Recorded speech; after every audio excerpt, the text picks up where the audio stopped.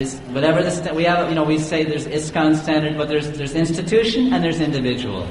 Just like the institution is a certain standard, but no one's going to stop you if you do Nirjala Ekadasi on Ekadasi, are they? Will you go to prison? Will you get arrested?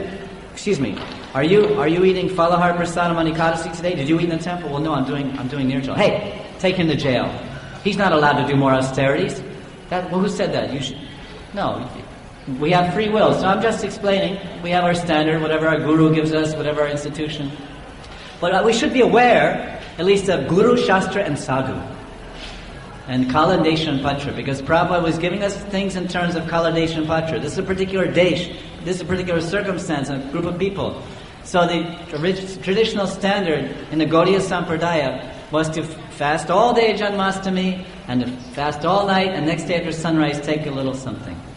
Of course, next day is Prabhupada's appearance day, so to observe that, then you would take some falahar at sunrise, and then you would fast from sunrise until the feast of Prabhupada, if you're Prabhupada's disciple, or you're observing that.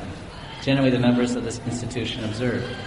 So that's there, and there's so much, unlimited benefits and all this. The main activities to do on this day, it says Jamuna Snan, Hari Kirtan, Lila Smaran and Lila Shravan, hear Krishna's pastimes, and to remember them and to chant Nam, and to take bath in the Jamuna also. And charity and all these things are also there. There's many, many things. And so many things about how Krishna...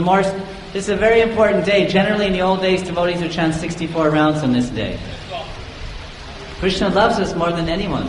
But we have to sweat, and we have to suffer, and we have to struggle, and we have to crawl and cry, and jump and really work hard for many lifetimes. Then Krishna will embrace us.